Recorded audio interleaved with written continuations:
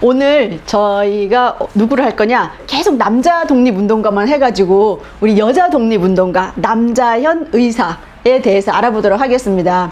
이상국 선생님이라고 하는 분이 쓴 책이에요. 근데 남자현 자료가 너무 없어. 그래가지고 이 책도 이제 한 3분의 1은 그냥 여러 가지 사건을 이렇게 조합해가지고 가상 인터뷰 막 이런 거 해서 넣어놨어요. 논문 볼만한 거 2개밖에 없어. 이렇게 자료가 없는 분이 많이 계시긴 한데, 우리가 이제 영화 암살로 인해 가지고 이제 많이 알려졌잖아요. 그거에 비해서 너무 자료가 없을 뿐더러 자료가 다 연도가 달라. 심지어 태어난 연도도 다르고 출생지도 다르고 또 사이토 총독 암살 사건 연도도 세계 25년이다, 26년이다, 27년 다 다른 상황입니다. 그래가지고 조소왕 선생님이 또 쓰셨어요. 조소왕 선생님이 평전처럼 짤막한 글을 쓰셨는데 거기 내용도 다 달라. 그래서 제가 이 공부하는 내용은 짧지만 뭐가 진짠지 그거 저도 하다가 그래서 국가보훈처 자료를 기본으로 이제 하도록 하겠습니다. 제가 울면 안 되는데 정말 가슴 아픈, 네, 정말 자료는 짧지만 그 짧은 자료 안에서 얼마나 그 많은 활동들을 하셨는지, 이분은 독립운동 할 수 있는 모든 유형의 독립운동을 다 하신 분이에요. 그래서 우리가 이분의 삶을 알아보도록 하겠습니다. 언제 태어나셨냐? 1872년 또는 1873년 이렇게 되어 있습니다. 어쨌든 네, 이쯤에 태어나셨어요. 1872년에 경북 영양에서 태어나셨다라고 공식적인 기록에 되어 있습니다. 근데 작년에 새로 논문이 나왔어요. 작년 새로운 논문에 보면 안동이다. 왜냐하면 안동이다, 영양이다 서로 계속 논란이 있었는데 가장 최근의 논문이 누구의 논문이냐면 이영재라는 분이 이주와 행적을 중심으로 남자연의 독립운동 전사라고 해가지고 이분의 출생과 가계에 대해서 논문을 쓰셨어요. 이분의 결론은 안동에서 태어나셨다 해요. 근데 보니까 지금과 비슷하게 전염병이 창궐한 거야. 이래가지고 아버지가 영양과 안동을 왔다 갔다 하시면서 그 사이에 이제 나시게 됐어요. 그런데 제가 도대체 영양이 어디고 안동이 어디냐? 경상북도 여기가 영양군이고요. 바로 옆이 안동이에요. 그러니까 그 동네야. 그래서 굳이 저의 미천한 생각, 아니 안동이나 영양이나 거기서 거긴데 이렇게 생각하는데, 또 이제 연구자들은 진실을 밝혀야 되는데 그렇잖아요. 사실은 우리 독립운동가의 그분의 그것도 뭐 지금부터 뭐 수천 년 된 것도 아니고 그분을 이렇게 제대로 기억하지 못하면 안 된다. 이래서 이제 연구자들은 막 논란이 많긴 한데, 어쨌든 경상북도 영양과 안동을 왔다 갔다 하시면서 이 집안이 사셨어요. 지금 생가는 요 영양에 생가가 복원이 되어 있습니다. 그래서 어쨌든 경북에서 태어나셨다. 그래서 경북 안동 하면 우리나라 독립운동가가 제일 많이 나온 지역이잖아요. 특히 이상용, 석주 이상용의 임천각도 거기에 있고, 또 일송 김동삼 선생, 그다음 우리 의병장 했을 때 허위 의병장, 이분들 다 경북 지역이잖아요. 그래서 이분을 공부하다 보니까 그분들을 다 만나요. 그래서 이분은 아버지가 남정한, 이분도 유명하신 분이에요. 아버지 남정한, 어머니는 진성이 씨 이렇게 되어 있어요. 아버지 남정한 이분이 당상관 이렇게 되어 있거든요. 근데 직접 서울이나 이런 데 가서 관직을 하신 기록은 없고, 이 당시에는 고종이 이제 나라를 위해서 일을 많이 하시고 연세가 좀 많으시고 제자를 많이 기른 사람에게 이렇게 내려주는 관직 명예직 같은 거였대요. 그래서 어쨌든 당상관이니까 정삼품에 이르는 그런 칙서를 받으셨다라고 되어 있거든요. 그래서 이 지역에서 그래도 명망이 있으신 분이고 많이 배우신 분이고, 제자가 70여 명이 있었다. 근데 그 70여 명의 제자들이 나중에 다 의병운동 하시고 독립군이 제자들에게서 많이 나왔어요. 그러니 그 중에 딸이었던 이 남자연 여사도 어렸을 때부터 아버지가 일찍 개혁을 하셔가지고 딸도 공부를 가르치셨어요. 그래서 일남 삼녀를 낳으셨거든요, 이 아버지가. 그래서 일남 첫 번째 그 큰 오빠가 있었고 언니가 둘 있었어요. 그리고 이 막내였어. 그래서 이제 언니는 또 뭘 하셨냐 봤더니 첫째 언니는 재령 이씨 이원발에게 시집을 가요. 근데 이 이원발이 누구냐 봤더니 그 작가 이문열 있죠. 이문열 집안이야. 이문열 집안이 또 뭐냐면 음식 디미방이라는 책 쓴 그 집안 사람이에요. 그 집안에 시집을 갔어요. 그렇고 이제 둘째 언니가 한양조 씨 조학기와 혼인을 해요. 그래서 이 한양조 씨 조학기 집안 누구냐면 조지훈 시인 있죠. 조지훈 시인 청록파 조지훈 그분 집안에 시집을 가요. 그런데 이 둘째 언니의 남편이 조학기고 이제 아들을 낳았어, 둘이. 조범석이에요. 근데 이 조범석이란 분은 초창기에 이제 금융계로 들어가셔가지고 대구 금융 뭐 조합장이 되십니다. 그래서 이제 일찍이 그 경제적인 부를 축적을 좀 하시게 돼요. 그리고 그 아들이 조은혜라고 있었어요. 그러니까 이제 손자가 되는 거죠. 손자 조은혜가 누구냐면 대구 의전을 나와가지고 고려병원 원장이 돼요. 지금의 강북 삼성 서울병원 있잖아요. 그 경교장 있는데 거기 고려병원장이 되는데 누구랑 결혼을 해? 이병철의 큰딸 이인희 그 한솔 고문 있잖아요. 그 이건희의 누나랑 결혼을 해요. 그래가지고 이병철 사위가 됩니다. 이 집안이. 그래서 그런 집안이 있어요. 그러고는 이 막내가 바로 이 남자연 여사가 되시는 거예요. 그래서 남자연 여사도 얼마든지 이렇게 좀 좋은 집안에 시집을 보낼 수가 있었어요. 그런데 아버지 제자 70명 중에 그 아버지 눈에 든 남자가 있어. 그 남자랑 결혼을 하게 됩니다. 그래서 누구냐? 바로 김영주라는 제자. 그 70명 제자 중에 얼마나 제자 다 뛰어나고 다 예뻤겠죠. 그 중에 자기 막내딸, 특히 막내딸을 40이 넘어서 낳아요. 이 남장한 선생님이. 그래서 제일 이렇게 예뻐라 하고 또 7살 때부터 글 공부를 시작해가지고 9살 때 또 천자문을 떼시고 뭐 12살에 뭐 사서 삼경을 보시고 뭐 14살에 시를 지으신 분이 남자연이야. 그러니까 딸도 총명하니까 제일 예쁜 사람한테 주고 싶었어. 그러니까 있는 집도 물론 있었지만 그 중에서 김영주와 혼인을 하게 해요. 근데 이때 시대가 어땠냐? 19살에 결혼을 하거든요. 시대가 어땠어요? 1890년 되니까 이제 단발령 일어나고 을미사변 일어나고 막 이럴 때여가지고 을미의병, 초창기 의병 전투에 참여하세요, 남편이. 그러면서 나가면서 뭐라 하냐면 이 험난한 시국에 어찌 글 공부만 하고 있겠느냐, 우리만 잘 먹고 잘 살 생각을 어떻게 하겠느냐. 그러면서 나는 우리 나라를 위해서 나가겠다. 그래서 나가면서 뭐라 그러냐면 남자연 여자한테 신혼이잖아요. 근데 나가면서 지하에서 만납시다 이렇게 하고 모진 남자 그러고 나가셨어요. 근데 그때 태중에 남자연 여사 태중에 아이가 있었어요. 그리고 이 집에 이 김영주라는 이분은 그 3대 독자인가? 독자였어. 그래갖고 아기가 없어서 5년 만에 아기가 이제 들어섰는데 의병에 나가신 거예요. 그래가지고 어느 정도 안동의진 전투에서 총을 맞아가지고 사망을 하시게 됩니다. 그래서 그 총에 맞아서 그 피 흘린 그 옷만 받게 돼요. 그 피 흘린 옷을 받아요. 그래서 그 피 흘린 옷을 마지막에 남자연 의사가 마지막 의거할 때 안에 입고 가셨대잖아. 40년이 지나서도 그 남편의 그 피 묻은 마지막 그 옷을 입고 의거에 나가셨다가 투옥이 되시거든요. 그 남편이. 그래서 처감 김도화, 김달성의 안동의진 전투 중에 사망을 하시게 되고 홀로 외아들을 낳게 됩니다. 그래서 그 외아들 이름이 초명은 선달이었어요. 김선달. 그랬는데 나중에 엄마랑 같이 이 아들이 그 남자연 여사가 아들이 다 성장하고 나서 같이 서간도로 가서 독립운동을 하거든요. 그때 이 아들이 김동삼 선생님을 존경한다 그래서 이름을 바꿔요. 그래서 김성삼. 그리고 이때는 이름을 많이 여러 개 막 숨기고 다녀야 돼가지고 김영달이라는 이름도 있습니다. 우리 다 며느리여가지고 아시지?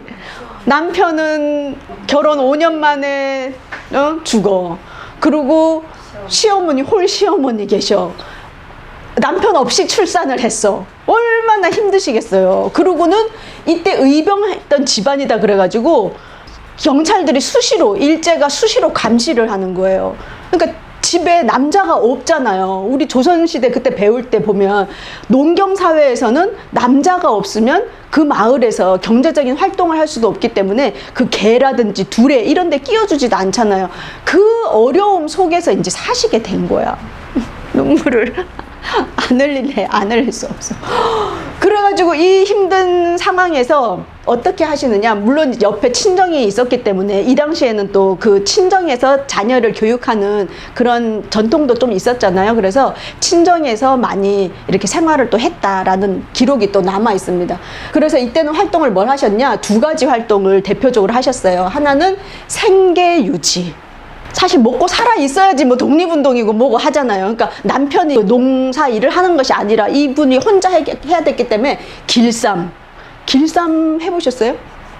그 한산못이 우리가 그 유네스코 할 때 그거 하면 더운 날에 그게 습하거나 뭐 이렇게 시원하면 안 돼가지고 더운 날 이렇게 그 더운 속에서 이렇게 한다 그러잖아요. 그래서 땀을 뻘뻘 흘리면서 그 길쌈을 직접 다 하셨고, 그 다음에 농사일도, 밭일도 하시고, 결국에는 이제 안 되니까 장사까지 나가서 장사도 하시는 그런 어려운 생활을 했다. 그러면서 뭐예요? 유복자를 홀로 아들을 키우고 홀 시어머니를 봉양했다는 거예요.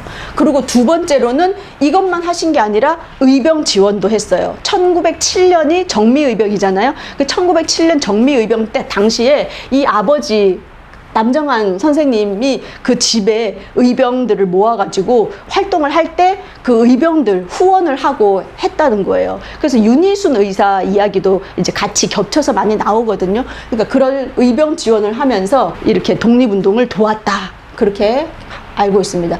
그런데 이제 어떤 이런 생활을 쭉 하시다가 어떤 계기가 오느냐 하면 이제 아버지가 돌아가세요. 아버지도 돌아가시고 1915년에 어머니가 돌아가시고 15년에 돌아가시고 나서 효부상을 받아요. 효부상.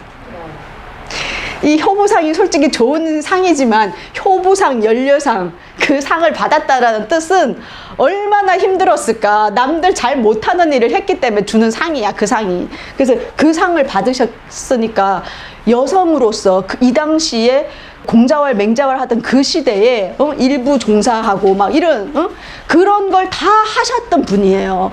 17년까지 3년 상도 치르셔요. 그 상을 다 치르고 나서 탈상을 하면서 어떤 결심을 하시느냐, 이제 나는 할 일 다 했다, 이렇게 된 거예요. 그러면서 나는 남편이 하던 일을 이어서 하리라 라고 마음을 먹게 되고 탈상과 동시에 아들을 서간도로 먼저 보냅니다. 예, 우리나라 이 안에서는 독립운동을 할 수도 없고 우리 집안이 워낙에 핍박도 받을 뿐더러, 그리고 이 지역에 안동이라든지 그리고 남편 김영주 일가의 그 김동삼 선생도 계셨고, 그래서 김동삼, 이상용 이런 분들이 1910년대에 다 만주로 가시잖아요. 그래서 그 소식을 들은 거예요. 그리고 그분들이 가실 때 일가족을 다 이끌고 가셨잖아요. 그렇기 때문에 이 지역에서는 유명한 거야. 그래서 우리도 거기로 가서 독립운동을 하자 해서 아들을 보냅니다. 가서 보고 와라. 서간도를 보고 와라 해서 먼저 보내세요. 그래서 만주 이주 계획을 세우고 준비를 하던 중에 뭐가 일어나냐? 1919년 3.1운동이 일어나게 되는 거예요. 이분이에요, 이분. 남자연. 이 무슨 사진이냐면 이건 시댁 식구들하고 찍은 사진이에요. 그래서 애기 아들 김선달, 김성삼 아들 안고 남자연 여사가 혼자 어떻게 사셨을까요? 그래서 이제 1919년 3월 1일이 되기 전에 2월 말에 지금 서울은 이렇게 3.1운동이 일어나려고 한다라는 소식을 접하고 서간도로 가는 길에 서울을 들립니다. 서울에서 이제 서간도로 가는데 그때 서울에서 3.1운동에 참가를 하게 돼요. 3월 1일에 독립 만세운동이 서울에서 있었는데 3월 9일에 만주로 가셨어요. 그러니까 3.1운동을 막 주도적으로 하신 거는 아니에요. 독립선언서를 나눠주는 활동 정도 이제 하시고 바로 이제 만주로 가시게 됩니다. 그래서 만주로 가셔가지고는 서간도에서 석주 이상용, 일송 김동산 선생님과 함께 만나서 서간도에서 활동을 하시게 돼요. 그래서 우리가 왜 윤세복 그때 공부할 때도 홍합나철 선생이 윤세복 선생님을 이 서간도로 보낸 이유가 윤세복 선생님도 경상도 분이었잖아요. 그래서 경상도 분들이 많이 이 서간도로 가셨어요. 그래서 이분도 그렇게 해서 가시게 됩니다. 그래서 이제 서간도에는 뭐가 있냐 하면 갔더니 이제 경학사라는 걸 만들었어. 경학사가 뭐죠? 밭을 갈고 공부를 하는. 그래서 이제 나중에는 신흥무관학교, 여기서 경학사에서 신흥무관학교도 만들잖아요. 그래서 1910년에 경학사, 그 다음에 이게 좀 이따 이름이 부민단으로 바뀌어요. 부민단, 그 다음에 한족회로 바뀌고, 이 한족회가 군 정부로 바뀌게 되죠. 그래서 1919년에 임시정부가 세워지고 나니까 똑같은 이름이 이제 만주에 있고, 여기가 새가 엄청 세니까 와서 이름, 우리가 정부로 이름 바꿀 테니까 이름 좀 바꿔주세요. 이래서 군정부를 군정서로 바꾸게 되죠. 그래서 서로 군정서가 되고요. 나중에 대종교 계열에는 북로 군정서를 이제 만들게 되죠. 그래서 여기는 서간도에선 서로 군정서. 그래서 여기에 들어가시게 되는 거예요. 그래서 서로 군정서에서 활동하시다가 1922년에 이것이 이제 대한통군부로 이제 다시 해체모여하게 되는 거거든요. 이런 과정에 있는 서로 군정서에 들어가시게 됩니다. 그래서 서로 군정서에서 하는 일은 뭐냐? 일본 경찰서, 뭐 폭파, 그 다음에 밀정 처단, 또 친일파 처단, 군자금 모집 이런 거, 그리고 그 지역의 이주민, 한인 이주민들을 이렇게 보살피는 활동, 그런 일들을 이제 하고 있는 단체가 서로 군정서였습니다. 이 서로 군정서에서의 활동을 강윤정이라는 분이 이렇게 잘 좀 정리를 해 놓으셨어요. 이분은 독립운동, 어떤 일을 하셨나고 되어 있는데 세 가지 활동을 하셨다. 첫 번째는 군정서 대원의 의식을 해결했다.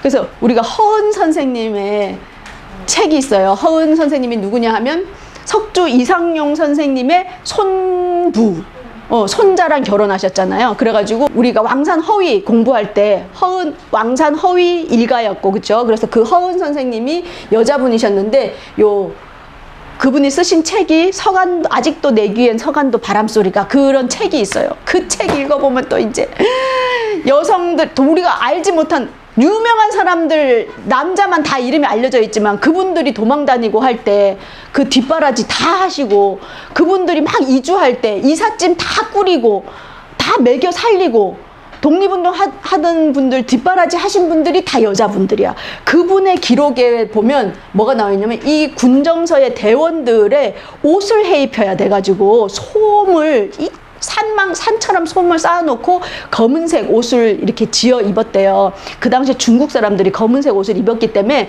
튀지 않기 위해서 같이 검은색에서 옷 만드는 일, 그 다음에 먹고 살리는 일. 그래서 마치 역사, 부역한다 그러죠. 그러니까 그 역사와 같았다. 하나의 정부를 꾸리는 것과 같았는데 그 정부가 없어지니까 이제 이 여자들이 다 먹이고 입히고 그런 일을 했어야 되는 거예요.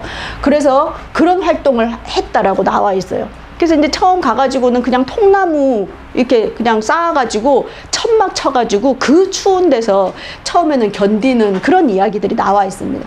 그런 활동을 했고요. 그 다음 두 번째는 부인회에 가입해서 활동을 하게 돼요. 이 부인회는 뭘 했냐면, 이 책의 논문에 뭐라고 나와 있냐면, 그 당시 부인회 활동 중에 큰 것이 모여가지고 행사를 하는 것이었다. 왜냐면 그 사람들도 모여가지고 뭔가 계속 같이 살면서 공동체 의식을 가지고 하려면 뭔가 행사가 있어야 되잖아요. 두 가지 행사를 했는데, 개천절, 10월 3일 개천절 행사와 국치일, 8월 29일 국치일을 기억하는 그 행사를 크게 열었다.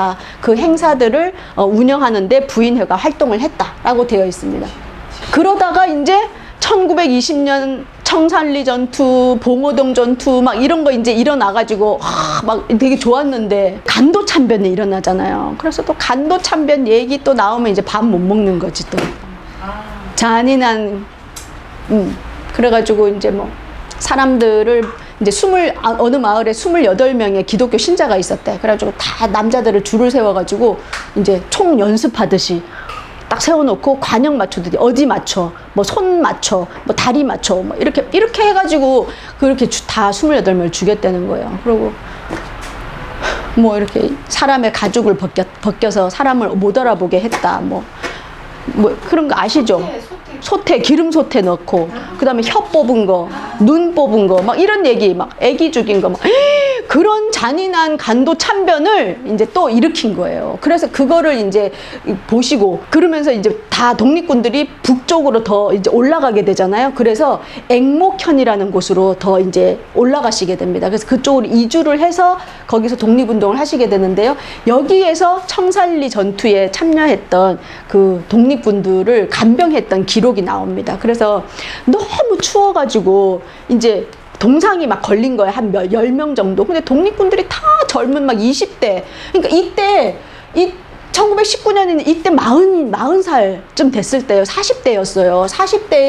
40대면 이제 손주 보고 그럴 수도 있는 나이였어. 그럴 나이였는데, 그때 독립운동 하시겠다고 뛰어드신 거잖아요. 그래서 이제 여기 가서 독립운동 하시는데 그 자식 같은 사람들이 막 다 동상이 걸려가지고 있으니까 그 10명을 간병할 만한 공간이 필요했던 거예요. 그래서 그 지역에 좀 산다는 사람한테 이 사람들을 우리가 좀 간병을 하게 방을 좀 내달라 그랬더니 나중에 일본이 복수하면 어떻게 하냐 막 그래서 했더니 남자 여사가 아니 지금 이 젊은 어린 아이들이 왜 이런 일을 하느냐, 당신하고 나 같은 사람, 우리 조선 사람을 위해서 이렇게 목숨을 바쳐서 하는데 방 하나도 못 내준다는 말이냐, 팍 이렇게 일갈을 하시는 거야. 그러니까 그 사람이 기에 눌려가지고 방을 내준 거예요. 그래가지고 이제 방에 막 불을 대니까 지금 불 대지 말라고 그랬더니 항아리, 이 집에서 제일 큰 항아리를 가지고 그래서 그 추운 겨울인데 항아리에다 찬물을 넣어가지고 거기에 독립군들을 다 들어가라 그래요.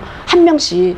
갑자기 따뜻한 데 들어가서 이게 다 문드러져가지고 떨어져 나가는 걸 너무 많이 봤기 때문에 자기가 그 방법을 알아가지고 찬물부터 시작해서 천천히 이렇게 해서 하고 그다음에 이게 혈액순환이 돼야 돼가지고 그걸 10명을 다 눕혀가지고 돌아가면서 이렇게 안마를 밤새 해주신 거야. 그러니까 이제 독립운동 하면서 막 가족 떠나 있다가 어머니 같은 분이 다 이렇게 만져주고 하니까 독립운동가들이 그 젊은 애들이 다 울겠죠. 다 우니까 울지 말라고 나라 위해서 이렇게 일하는데 왜 니네들이 우느냐 막 이러면서 이제 달래준 거야. 그러니까 그때부터 남자연 여사가 독립군의 어머니라는 이름이 이렇게 해지고, 그러고는 그 당시에 그 집에 이야기꾼이, 야바위꾼이라 그래야 되나, 이야기꾼이 한 명이 있었나 봐요. 그래가지고 이 이야기를 듣고는 그 이야기를 주변에다 전한 거야. 근데 이 사람이 너무 이야기를 실감나게 잘하면서 뭐예요? 이제 MSG를 친 거야. 그래가지고 완전 끝내주시는 분이 있다. 그러면서 그렇게 해가지고 하더니 애들이 다 낳았다. 다 낳고는 벽을 타고 이렇게 붕붕 날아다니시는 분이고 이렇게 얘기를 한 거예요. 그래가지고 나중에 또 어떤 사람이 거기다 신발 자국을 이렇게 묻혀가지고 벽에다가 발자국을 이렇게 해서 그 집 가면 그 발자국이 있고 공중부양도 하신다. 이렇게 말을 한 거야. 그러면서 이분을 교주로 삼자. 또 누가 이게 말이 막 커져가지고 이렇게 된 거예요. 그래서 나중에 남자연 여사가 그 얘기를 들었어.